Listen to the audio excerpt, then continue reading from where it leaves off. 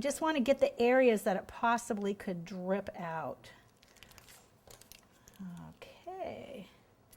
And whoops, that's okay.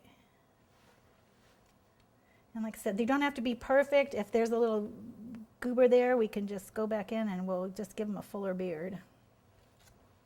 All right, I'm checking this. It looks good to go. All right, and then I'm going to do the outlining first. So we're going to switch from the red. We're going to go to the black because we need to outline the gloves and his boot. So his boot, as you can see, the boot comes up. It's not just a shoe. Or if you want, you can take that all the way down and make it more of a shoe. But we're going to outline this as well. And make sure that touches. I'm working upside down too. Okay, wipe that. Now make sure periodically you wipe your tips off too, because you're going to get a cleaner line on that. Now let's see if I can work from this side. Here we go. And again, these are just pretty forgiving. You can't mess these up really. And our philosophy is, if it doesn't look good, eat it. So consequently, in my house, my husband is not thin. He waits and lives for mistakes. Okay, and once again, those edges that aren't quite smooth, we're going to go ahead in with the brush that's wet, smooth those down.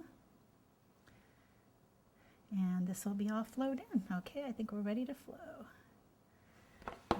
Okay. Alrighty, now we're going to switch over to our frosting, and once again, we've diluted this down to where if you take the spatula and let it drip, by counting to 10, it should blend itself back in. So what we're going to do now, again, is starting from the outside, and let's make sure this tip is working. Okay, let's cut it off a little bit more. There we go. Have your toothpick ready, and you're going to start from the outside in. Now, I don't get too close to the edge because you can always take your toothpick and go back in. And what's really kind of neat is, remember I said the marshmallow, if you set it back up, it will look like he's got a little tummy. And we'll just work that back in. And I do one section at a time, so it doesn't dry, and if you've got to go back in there, you can get in. So once again, see how I'm just working in circular motions and movements to fill that in right up to the side. Okay, there we go. So now we become a tailor. We're now a tailor for Santa. Okay. All right.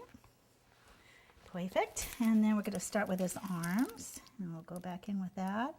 As you can see, there's really not that. And normally what I do with this is I work in production lines. So, you know, these would all be assembled the night before, so they're nice and dry. And then go back in and work in production line and getting all your colors together and just filling them in. Let's see from there. Okay. Santa's got an arm, and we'll go back in for the other arm and fill that in. Now normally, again, if you're not going to put these in arrangements, I would bag these up in airtight bags because, as you well know, marshmallows will harden up on you, so they're better. You really don't want to make these up too much ahead of time. They both go pretty quick.